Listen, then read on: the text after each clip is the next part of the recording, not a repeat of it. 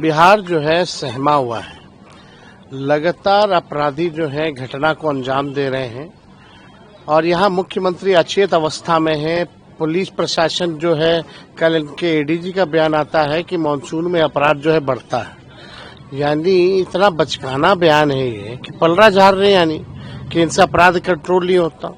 और ये सीजन बता रहे हैं कि ये सीजन में जो है अपराध होता है। तो अब आप समझ जाइए कि पुलिस ने भी हाथ जो है खड़ा कर दिया कि हम जो है अपराधियों से नहीं निपट पाएंगे।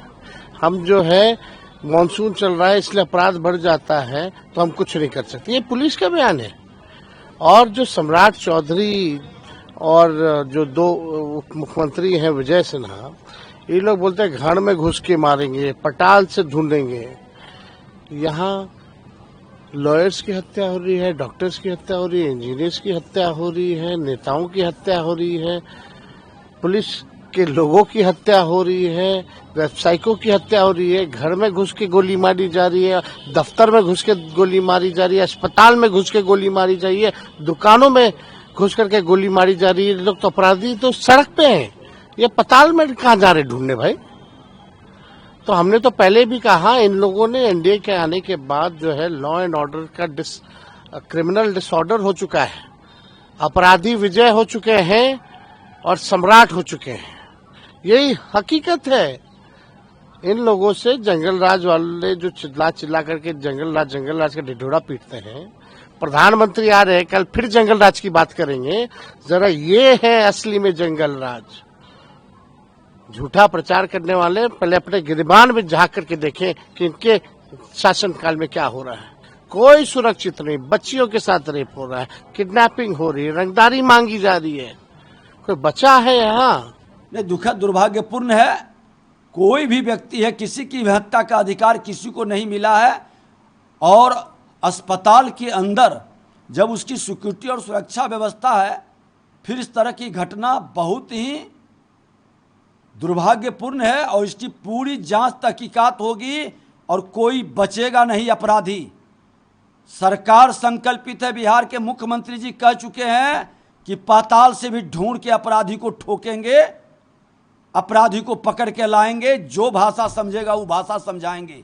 इसलिए बिहार सरकार पूरी सख्ती से अपराधियों पर नजर रख रही है कि अब तो बिहार में गुंडा राज कायम हो गया। अपराधियों को कोई भय नहीं रहा पुलिस प्रशासन का।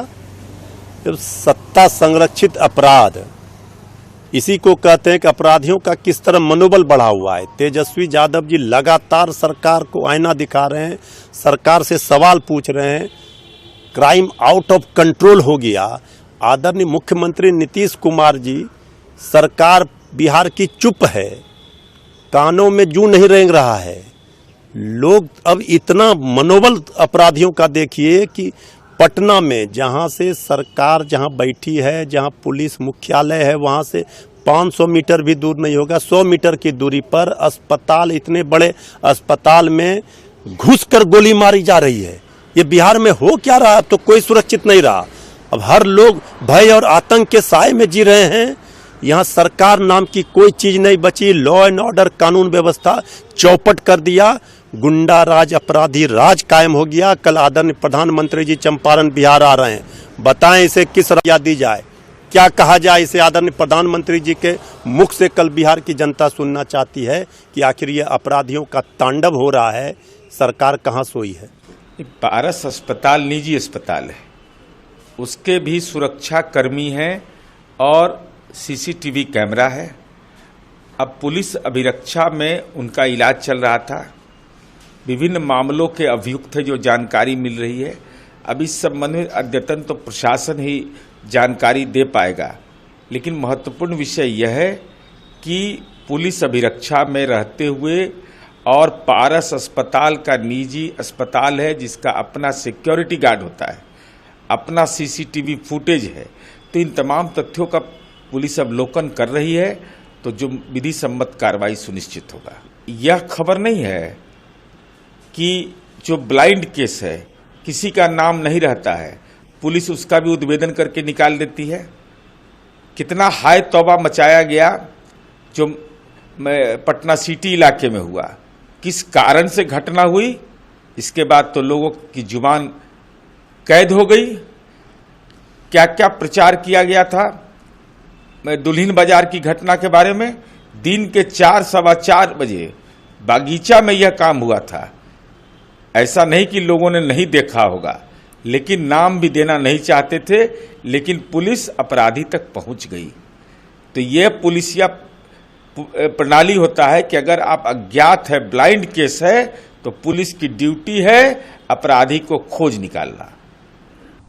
हाँ, ये बड़ी दुखद घटना है क्योंकि पारस जो एक काफ़ी प्रसिद्ध अस्पताल है पटना का, उसके एकदम हॉस्पिटल के अंदर हुआ है। पारस की अपनी भी सुरक्षा व्यवस्था है, उसको पूरा लांघते हुए और अपराध कर्मी उसके अंदर गए हैं और अंदर जाकर के घटना को कारित की है। ये एक चिंता का विषय है। इस संबंध में हम लोग पारस की सुरक्षा व्यवस्था का भी जायजा लेंगे कि क्यों ऐसा हुआ, कौन लोग ड्यूटी पर थे, और पारस जो प्रबंधन है उसका ध्यान आकृष्ट करेंगे। जो मृतक हैं वो पूर्व में काफ़ी दुर्दांत अपराध कर्मी रहे हैं और इनका बक्सर में आतंक था। इनके विरुद्ध दर्जनों हत्या के कांड हैं। हत्या के कांड में ये सजा याफ्ता भी हैं। फांसी की सज़ा इनको हुई थी, जो बाद में अपील में वो आजीवन कारावास में कन्वर्ट हो गई थी। उसके अलावे भी इन पर कम से कम 3 दर्जन कांड अभी भी ट्रायल में है। तो ये खुद भी एक सातिर अपराध कर्मी रहे हैं, बक्सर के आतंक रहे हैं। अभी ये पेरोल पे इलाज कराने के नाम पर ये आए थे।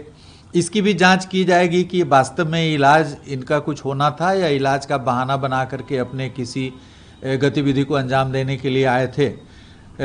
ऐसा बताया जा रहा है कि ये पाइल्स का ऑपरेशन कराने के नाम पे शायद बाहर आए हैं। तो देखना पड़ेगा कि इनका पाइल्स का ऑपरेशन हुआ नहीं हुआ, तो ये सब जांच का विषय है।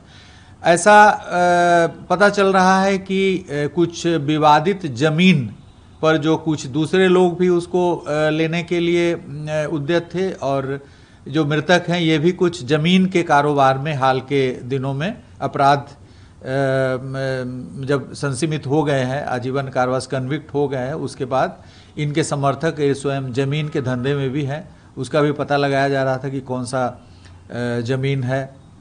इनके बारे में पूर्व में भी अलर्ट किया गया था इनको, जो आसूचना के आधार पर कुछ समय पूर्व इनको अलर्ट भी किया गया था कि आप अलर्ट रहें, चूँकि इनका जो पहले इन्हीं के साथ के जो अपराध कर्मी थे, जो को एक्यूज थे, वो अभी इनके प्रतिद्वंदी हो गए हैं। तो इनको अपने ही जो पूर्व में सह अभियुक्त रहे, सह को एक्यूज रहे लोगों से इनको खतरा था, इनको अलर्ट भी किया गया था। अब इस केस के अनुसंधान को बड़ी तीव्रतापूर्वक की जा रही है। अब हमारा प्राथमिकता ये है कि जो इसमें शामिल हैं उनको जल्द से जल्द हम लोग गिरफ्तार करें। काफ़ी कारगर सूत्र हमें प्राप्त हुए हैं। उन सूत्रों का अनुसरण करते हुए हम सोच रहे हैं कि डिटेक्शन तो अवश्यंभावी है, जल्द से जल्द हो जाएगा। अपराध कर्मियों की गिरफ्तारी हम त्वरित गति से कर लेंगे।